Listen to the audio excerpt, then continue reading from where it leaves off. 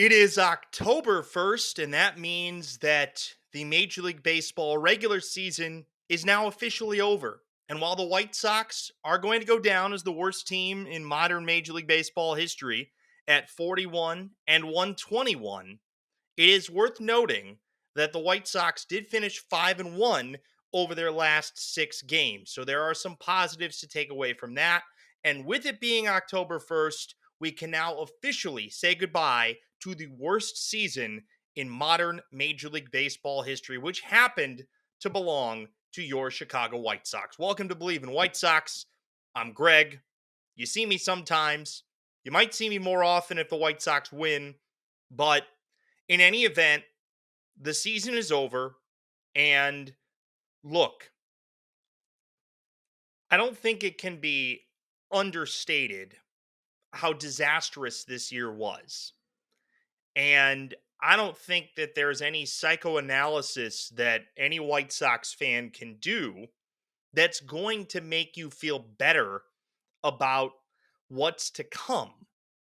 But I do think it is worth parsing out the statement that Jerry Reinsdorf made, which was put out, by the way, on Twitter during the middle of the Bears game on Sunday. So a good effort for Jerry to try and distract away from really the only team in Chicago right now that should be making headlines, that is making headlines. I know that the Bulls had media day yesterday, and the Blackhawks are getting their preseason underway in year 2 with Connor Bedard, the phenom, as a part of the first line. But at the end of the day, I think that if you're a fan of Chicago baseball, you need a little bit of hope. And the hope is going to start with whatever you feel like you can interpret from this statement. And this is the statement that Jerry Reinsdorf put out, or rather, the White Sox put out. I'll read it to you because I want to interpret it line by line after we're done going through it. It starts off to White Sox fans. By all measures, our on field performance this season was a failure. As the leader of this organization, that is my ultimate responsibility. There are no excuses. So at least he gets out in front of it in that line and says that it was a failure. And I wish he would have used more extreme language, but saying there are no excuses, well, how are you going to remedy that? Here's the second graph. I want to thank you for continuing to support the team throughout what was an embarrassing season. You all deserved better. This season's performance was completely unacceptable, and the varying reactions and emotions from our fan base are completely understandable. He acknowledges the embarrassing nature of the team that, by the way, the reason the White Sox even got to this point is because of the policies and decisions that you helped make. And he acknowledges the fans being upset and embarrassed, and at least he's not ignoring that. Next graph. While embracing new ideas and outside perspectives, we will do everything we can to fix this for 2025 and the future. This will include further development of players on our current roster, development within our system, evaluating the trade and free agent markets to improve our ball club, and new leadership for our analytics department, allowing us to evaluate and improve every process within our organization with a focus for competing for championships. All right, we're still in the middle of that graph, but I want to go back to the line. New leadership for our analytics department. The Ken Rosenthal article that came out 2 weeks ago that lambasted how the White Sox operate in terms of their advanced analytics, I believe is the reason why that statement was put in there. Jerry Reinsdorf, I don't think, was aware of how poorly his analytics department and the way that they operated was viewed until that article came out. And him realizing that this operation was so substandard compared to the rest of Major League Baseball that there was nowhere to go but up. Now, whether or not they actually take a drastic change and figure out exactly how to reboot and restart that analytical development remains to be seen. And I think the old cliche, the proof is in the pudding, is going to be how we judge whether or not that statement is accurate. But at least he's acknowledging the criticism that was thrown at him. We continue. I actually have to find exactly where we're. All right. So we were at our analytics department, allowing us to elevate and improve every process within our organization with a focus for competing for championships. All right, here's where we left off. In fact, change has already began. Change has already been happening in our baseball operations group throughout the past year. When when named general manager in 2023, Chris Getz and his staff immediately began conducting a top to bottom evaluation of our existing operations. Chris is rebuilding the foundation of our baseball operations department with key personnel changes already happening in player development, international scouting, professional scouting, and analytics. Some of these changes will be apparent quickly, while others will need time to produce the results we all want to see at the major league level. I have a problem with this, a major problem with this, because Chris Getz was named the GM at the end of the 2023 season and effectively took over as the interim GM when Kenny Williams and Rick Hahn were fired in August of 2023. When he says that they immediately began conducting a top to bottom evaluation of our existing operations, it got 20 games worse. The White Sox went from 81-81 in 2022, the last year of Tony La Russa and Miguel Cairo as the interim manager, to 61-101 last year, to 41-121 this year. So, getting better does not mean ending up 20 games worse at the major league level. That's not what that means. It doesn't mean trading away the guy that finished second in the American League Cy Young Award voting in 2022 in Dylan Cease and not getting the type of value that probably any other team that traded him would have been able to get. That to me is what gets in my craw. And trading away 3 major league players for 1 major league player and 2 A-ball prospects in, now that I think about it, based on how much Miguel Vargas has struggled, one of the worst trades that was made by any team at the 2024 Major League Baseball trade deadline. The Fetty, Pham, and Kopech deal for Vargas, Albertus, and I can't even remember the other guy off the top of my head, because at this point it doesn't matter. All right, let's continue.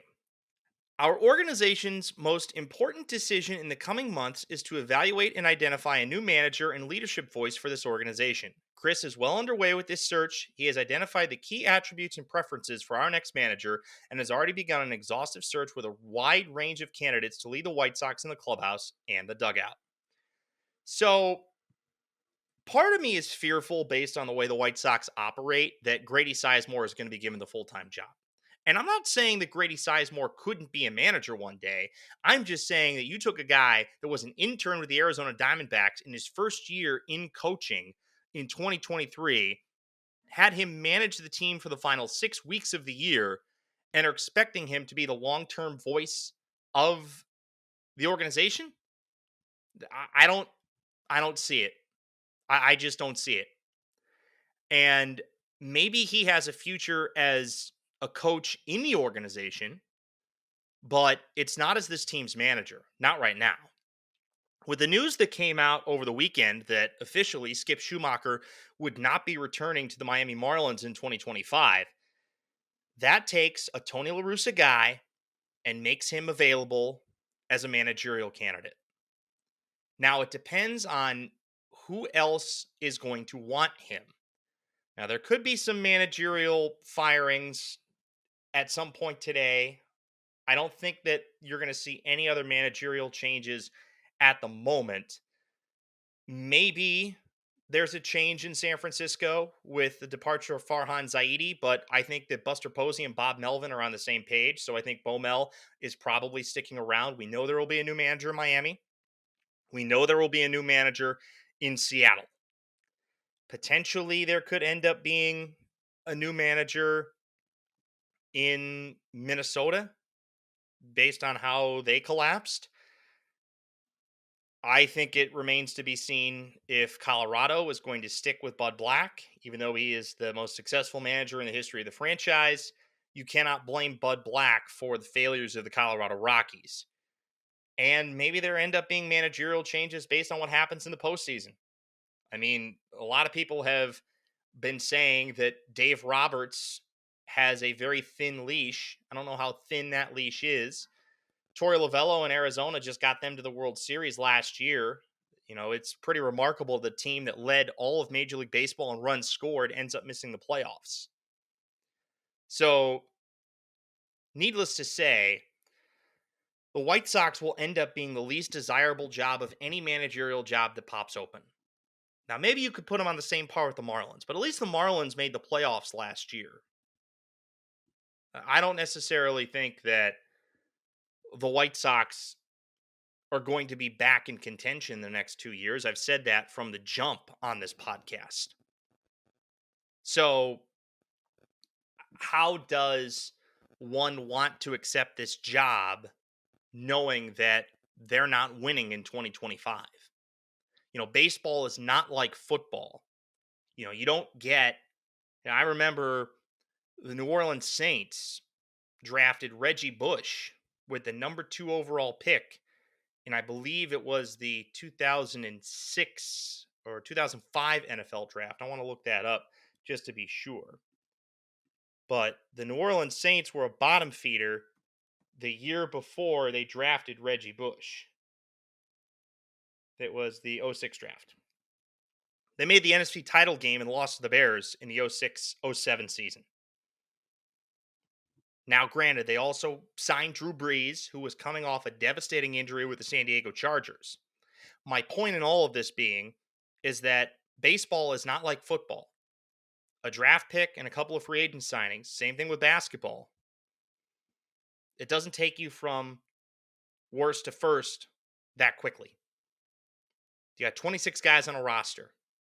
We have different parts of the roster that either show proficiencies or deficiencies, depending upon how you look at it. So the White Sox are not going to be in a position to compete in 2025 because there are too many roster deficiencies. Let's continue.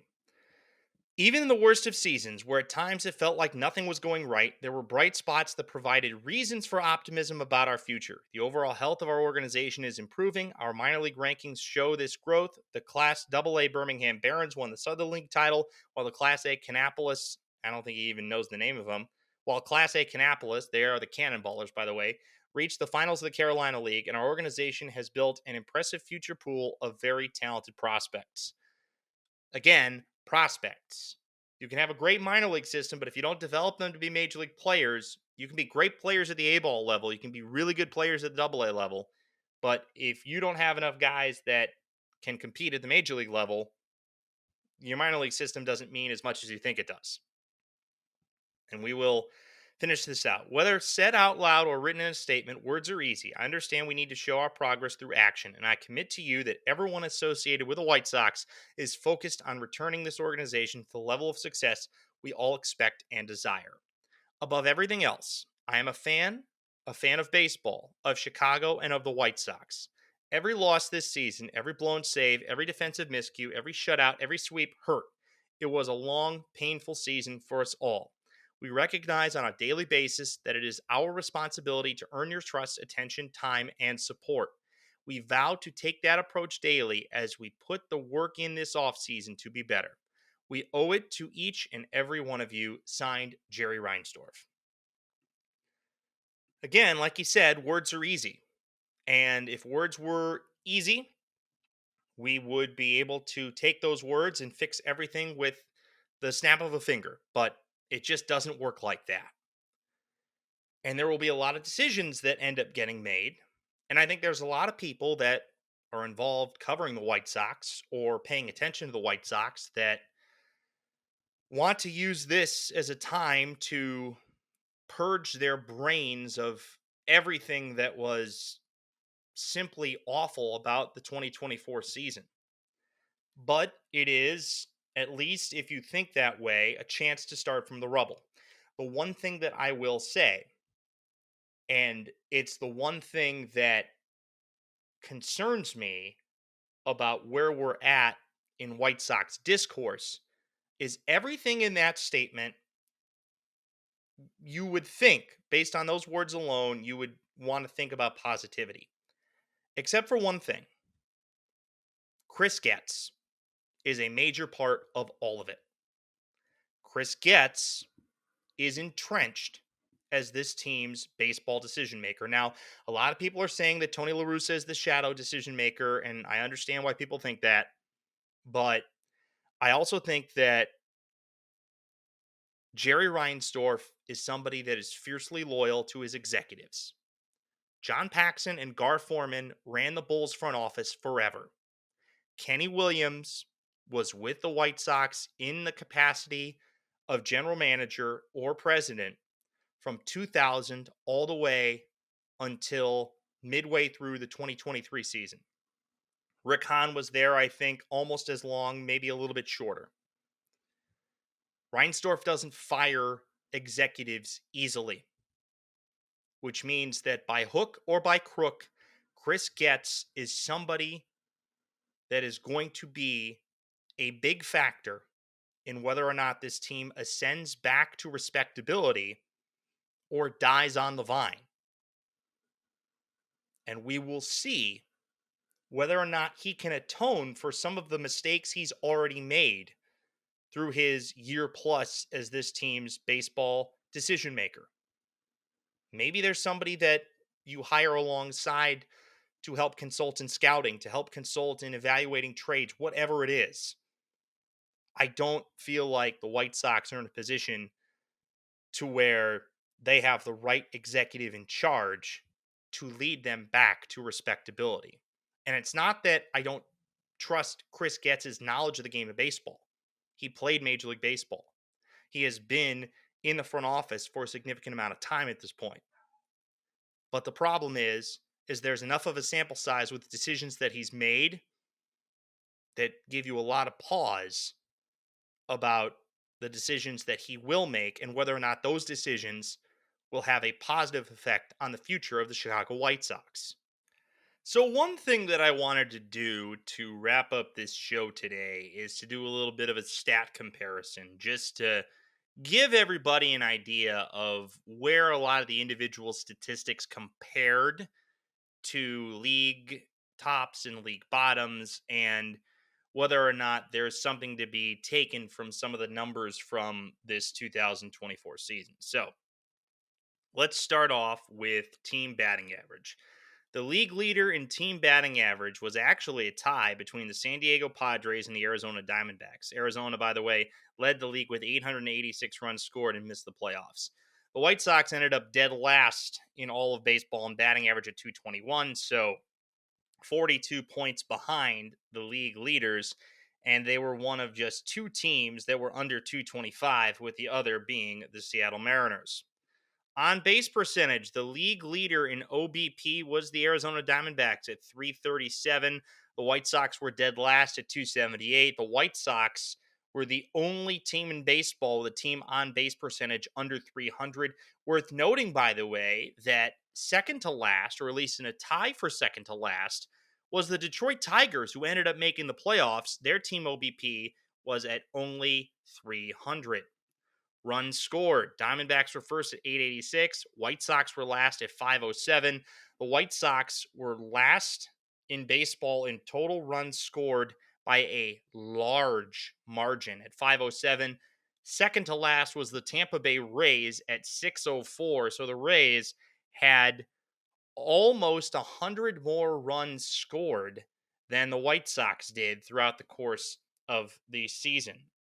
Obviously, not good. Total hits. Padres led the league at 1456. White Sox were last at 1187. So the White Sox and the Mariners were the only teams in Major League Baseball with under 1,200 total hits. Let's look at slugging percentage, which I think is a key indicator. Dodgers had a team slugging percentage of 446, which led the league. Diamondbacks were second at 440.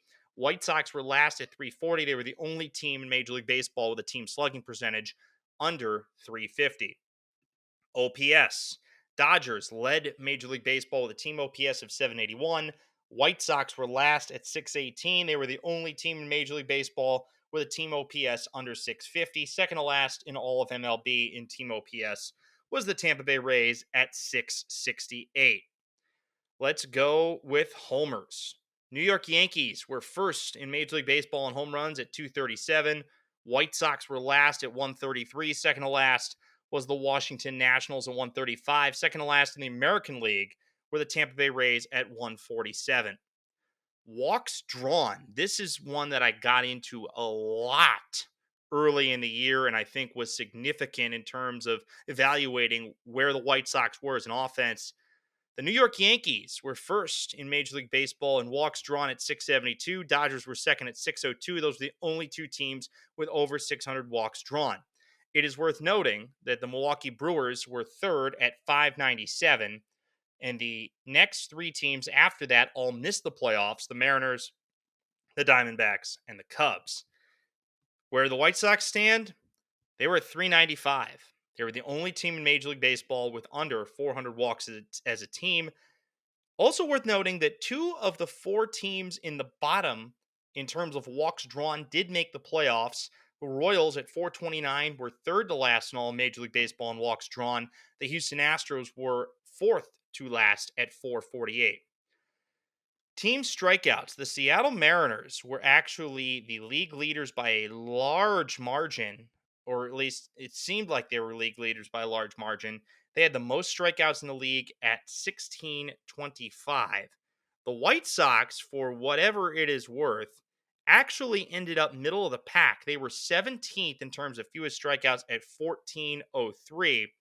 But what's worth noting, in my opinion, is the bottom four, meaning the four fewest team totals and strikeouts, are all playoff teams: the Padres, the Royals, the Astros, and the Guardians. The Padres being the least of those, and that makes a lot of sense because they have Luis Ariz.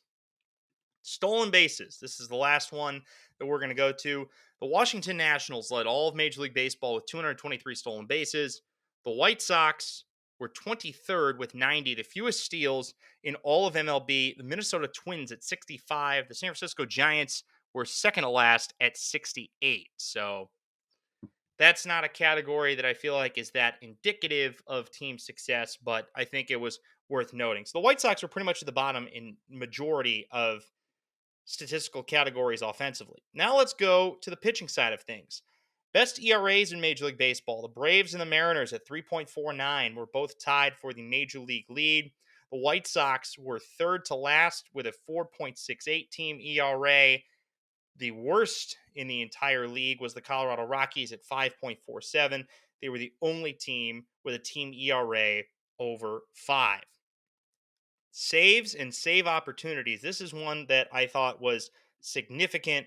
The White Sox, in terms of blown saves, now they don't have this categorized here.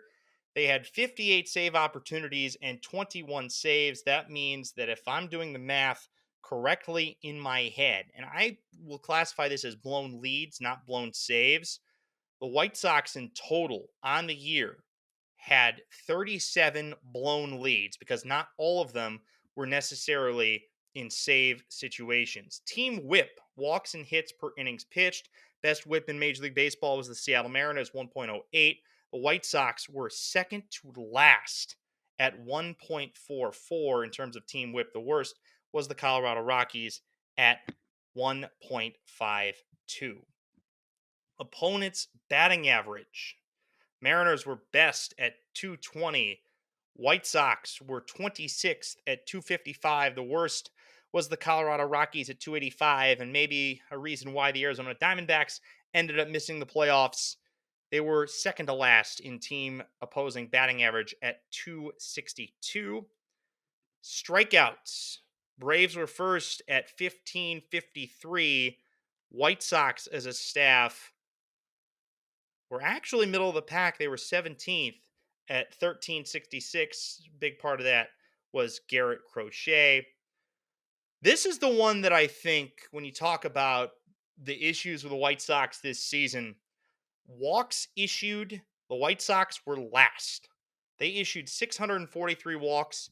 That was the second, or rather the most in all of Major League Baseball. And if we want to talk about what that average was per game, as I do the math real quick, that's 3.96 per game. That's almost 4 walks issued per game. Mariners were the best in Major League Baseball at 369 total walks. And in terms of that average per game, that was only 2.27. So the Mariners averaged a little under 1.8 walks per game fewer than the White Sox did this year. And the Detroit Tigers, by the way, were second fewest in terms of total walks issued this year. Home runs allowed, most allowed was the New York Mets at 94. Fewest allowed was the St. Louis Cardinals at 42. White Sox, actually, as a team, only allowed 54 home runs the entire year. So that's something positive to build on in that regard. And that pretty much runs the gamut in terms of a lot of the simple stats. I don't really feel like going into a lot of the advanced analytics at this point, in terms of FWAR and WRC plus and all that, because it just, to me, it doesn't seem that significant, at least in the grand scheme of a team that went 41 and 121. If you want to go through who ended up being the White Sox team leaders in everything, I think it's pretty sad when you look at it. The team leader in batting average in terms of qualifiers ends up being Andrew Vaughn at 246. I don't know if Lenine Sosa with 351 at bats ends up as a total qualifier.